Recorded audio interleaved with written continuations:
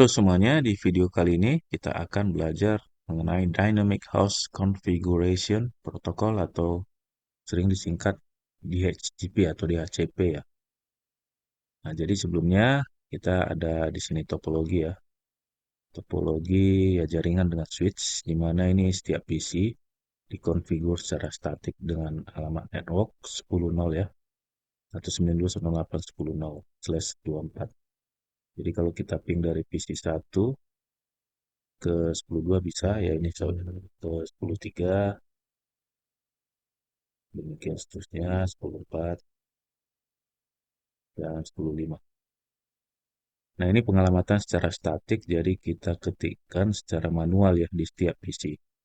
Jadi implementasi nyatanya di lapangan itu tentu ini cukup cukup memakan waktu ya, terutama apabila PC-nya atau peralatannya karena tidak hanya PC bisa printer dan lain sebagainya. Misalnya ada jumlahnya ada ratusan, tentunya ada setiap pergantian IP akan memakan banyak waktu. Nah, itu salah satu kekurangannya. Jadi kita bisa menggunakan protokol DHCP. Protokol DHCP ini adalah protokol dalam jaringan yang memberikan pengalamatan secara otomatis, pengalamatan IP dan juga konfigurasi jaringannya ya. Konfigurasi jaringannya, misalnya default gateway-nya atau DNS servernya apa. Jadi setiap PC langsung mendapatkan alamat IP-nya dan juga ini gateway-nya, DNS servernya dan identitas lainnya ya, konfigurasi lainnya. Nah, bagaimana melakukannya? Untuk melakukan DHCP, kita memerlukan sebuah server yang memberikan layanan DHCP. Di sini kita tarik saja server. Nah, di sini saya akan hubungkan ke switch.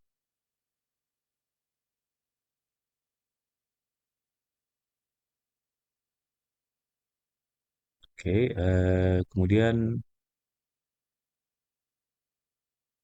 kita akan aktifkan service DHCP-nya ya. Servisnya di sini konekkan ke port mana, pas Ethernet 0, sudah pas. Lalu service on. Nah, di sini poolnya bisa kalian ganti, tapi saya tetap gunakan nama yang ini aja. Nah, gateway dan DNS kita kosongkan saja karena di sini topologinya hanya LAN. Jadi start IP address 19168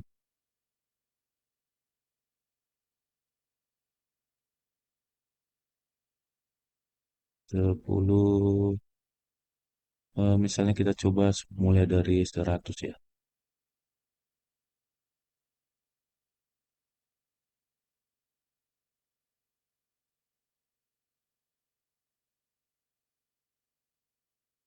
Oke, jadi kita bisa save ya, save.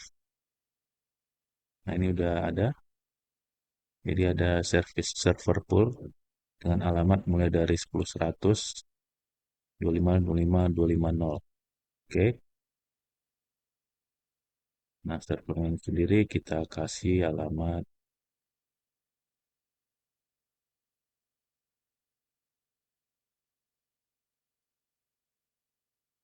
Oh, ini tadi kita pakai ya.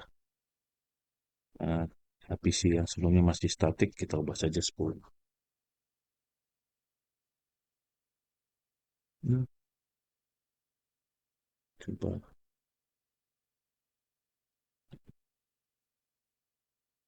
Oke, kita pakai 10. Nah, ini alamatnya 10, lalu nah, di sini masih statik ya. Masih statik, jadi kita jadikan DHCP. DHCP request successful, alamatnya 10.100. Dia dapat API pertama karena di pool ini tadi memang dimulai dari 100 ya. Nah, jadi mereka otomatis dapat. Jadi misalnya keadaan awalnya seperti ini, nah kita tinggal ketikkan DHCP, dia langsung mendapatkan IP dari si server DHCP. Oke, demikian juga.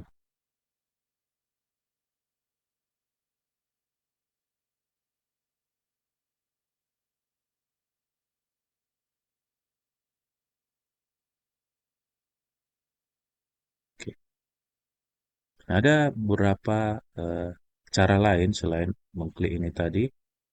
Misalnya kita ubah jadi mulai dari 200, ini kita save. Nah, di sini kita statikan lalu dia akan mendapat IP 200. Oke, kita refresh. Namun ada cara lain, misalnya di sini PC kedua ya. Kalau saya reconfig, dia masih dapat 101. Saya lepaskan IP 101 tersebut, release, lepaskan. Nah, dia nol. Lalu saya renew, perbarui. Oke, nah dia langsung memperbarui IP yang ada pada sekarang. Nah, di sini ada 201 ya, 201. Jadi kita tidak perlu setting melalui ininya, dia udah dapat di sini 201. Sama seperti ini kita coba tadi, tapi di sini bisa kita IP config langsung aja slash ini biasanya bisa ya. Nah, langsung mendapatkan 202. Oke, nah ini kita cepat aja. Oke, jadi Anda mungkin bertanya kenapa ya ini ada pembatasan begini? Ya, salah satunya untuk membatasi jumlah ya. Di sini kita bisa setting berapa jumlah usernya, apakah 10, apa, apa 100 dan seterusnya. Kita bisa batasi jumlahnya. Dan juga ada beberapa perangkat yang tidak boleh acak mendapat IP. Jadi perangkat-perangkat PC ini biasanya mendapatkan IP tidak tetap ya. Kadang tetap karena ada ARP di dalamnya, tapi sifatnya sebenarnya ini otomatis IP-nya berapa yang dia dapat. Jadi ada beberapa perangkat yang perlu untuk memiliki IP tetap seperti server, printer atau apa namanya fingerprint server yang pernah saya jumpai itu perlu tetap. Jadi perangkat-perangkat seperti itu kita berikan IP statik dan perangkat PC yang tidak diperlukan memiliki alamat tetap dapat diberikan DHCP. DHCP seperti ini bisa melalui layanan server, perangkat server ya, atau aplikasi yang diinstal di komputer, atau juga bisa dari router ya, dari router. Nah, kita akan coba sekarang pakai router. Oke, langkah pertama kita perlu menghapus server ini, DHCP server yang perangkat server, kita hapus lalu kita masukkan router. Kita pakai 2901 ya. Oke, saya akan masukkan router ke dalam jaringan melalui port ini, port gig 00. Oke, nah, kita kemudian masuk.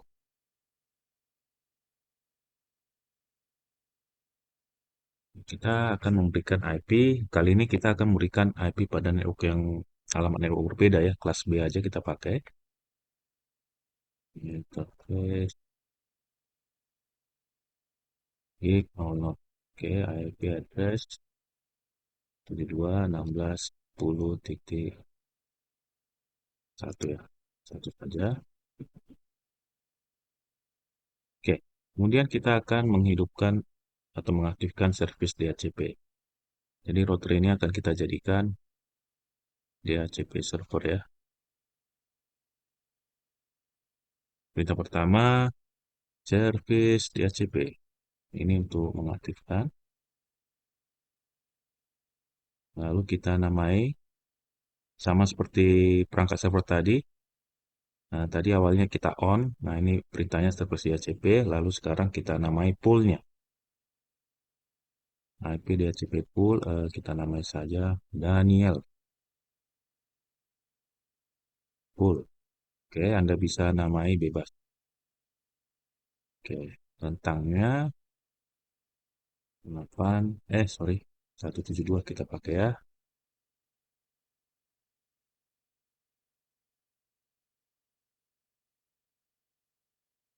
Nah, jadi dia akan memberikan IP pada network 10.0/24. Berarti mulai dari 1 sampai 254. Oke, saya enter. Nah, kalau saya ketik tanda tanya, di sini ada beberapa opsi lain. Sama seperti server tadi, ada default router ini gateway-nya apa, DNS servernya berapa, domain name, domain name-nya, dan seterusnya. Di sini nanti akan saya bahas di video yang terpisah. Jadi di sini hanya kita aktifkan saja DHCP-nya dulu ya. Jadi kita skip, kita exit. Oke, kita exit. Lalu tadi seperti di server yang sebelumnya juga ada beberapa IP yang kita bisa tidak masukkan di IP-IP yang dibagi oleh DHCP. Jadi di Cisco router ini ada, kalau saya tanda tanya nih ya, exclude address, prevent DHCP from assigning certain address. Jadi dicegah IP tersebut untuk dibagi. DHCP-nya apa saja, kita buat saja 172.16.10, mulai dari satu sampai coba sampai 100. Oke, oke, sudah jalan ya. Oke, lalu kita akan masuk ke si PC. Nah, ini tadi dapatnya masih dari yang server tadi ya. Masih yang dari server tadi. Kita reset.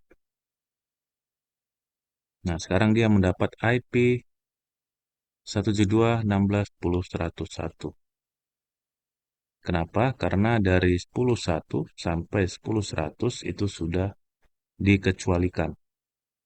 Jadi seperti penjelasan sebelumnya, ada beberapa perangkat yang harus memiliki IP yang statik, tidak boleh berubah-ubah.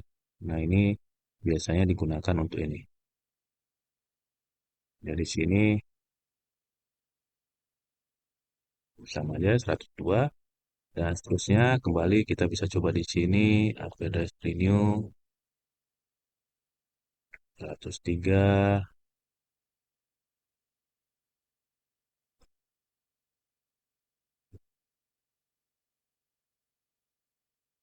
104 dan ini 105 ya.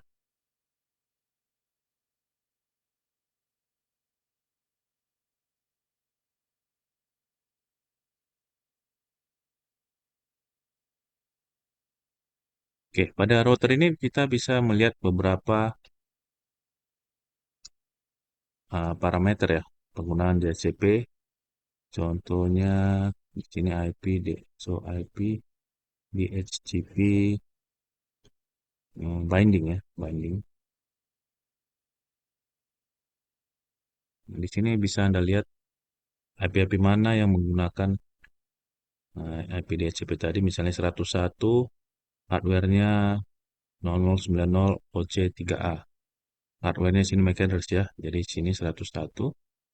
Kalau kita config/all,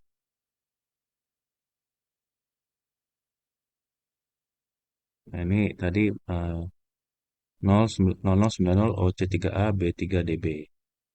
Nah, sama ya, 0090 OC3A B3DB.